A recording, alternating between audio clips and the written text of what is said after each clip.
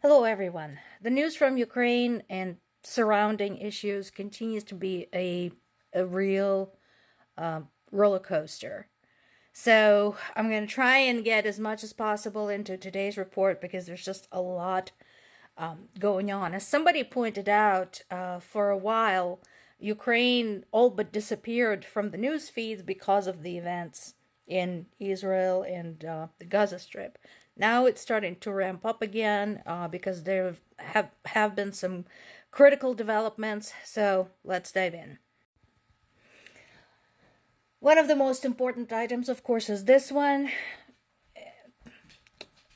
I understand why this was done, why the government was funded without including the aid to Ukraine and Israel. I understand that the priority, especially for the House Democrats, who basically helped push this through, was to keep the US government from shutting down, because that at least leaves some hope for some additional developments in the future. But I still think it's a disgrace. It's just my personal opinion. In conflicts of this scale that have global implications, playing political games is really a bad idea, as we have learned, particularly, and once again, during World War II. Russia is back to its old tricks, targeting critical infrastructure, and again, mostly to affect civilians. Thousands of people were left without power after the strikes against the important energy stations, distribution stations, power stations, etc. So, again, this doesn't surprise anyone, especially since Russia continues to lie about this. They keep saying they do not target civilians. They keep saying that all of the targets they hit are military in nature. And we all know it's bullshit and nobody's doing anything about it. This piece in New York Times is a little bit misleading, but it talks about Ukrainian refugees. They're not coming from Russia into Ukraine. They're coming from Russian-occupied territories into the part under Ukrainian control. Most Ukrainians try to stay away, as far away from Russia as possible, because they know they will be discriminated against.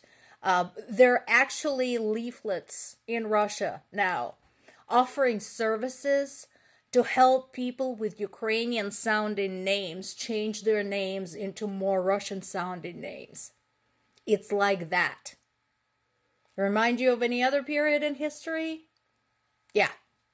So that's going on. But it does talk about the plight of people who are stuck on the Russian side and the risks they take to get back into the territory under Ukrainian control. The numbers that they cite is that it's over 100 Ukrainians a day. I can believe it. I actually think it's kind of low. It's, over 100. I wouldn't be surprised if it's multiple hundreds per day that try to do that. And no doubt in my mind, again, that they take grave risks, particularly as they might end up in the no man's land between the two armies and end up under fire. A documentary coming out, 20 Days in Mariupol, talking about, the battle for Mariupol, the terrible times that took place there. And while this is bound to be very, very heavy material, a very difficult watch, I'm glad it's coming out. Because, as I said many times before, people have trouble relating to what's going on until somebody turns the attention back to human interest. And so I'm glad that somebody has done this, again, probably at great risk to their own life and safety, because creating documentaries during wartime is no picnic.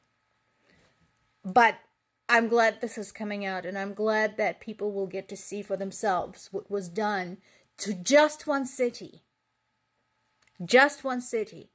And if you're going to watch the movie, there's probably going to be the before photos of the city, the way it used to be. But I suggest you do look up the photos of Mariupol as it once was, the lovely city by the sea, the beautiful lights, the gardens, etc. I want you to see what was lost. And of course, in addition to the buildings and the gardens and the beautiful lights, countless human lives. Some good news, at least, again, delivered to you by the Ukrainian armed forces. They continue making progress in the Kherson region. So this piece from Associated Press talks about the ongoing effort to secure Ukrainian positions after they'd crossed the Dnieper River in the Kherson region. So now there is more than one. They're creating multiple bridgeheads on the eastern bank, thus creating multiple passages, multiple ways for additional troops and equipment to cross, which of course is hugely important because this is again a war. Who wants to put all the eggs in one basket? And Russia is definitely sustaining heavy losses. Associated Press has been pretty good in their coverage and trying to stay reasonably objective. So definitely recommend this source if you want additional information.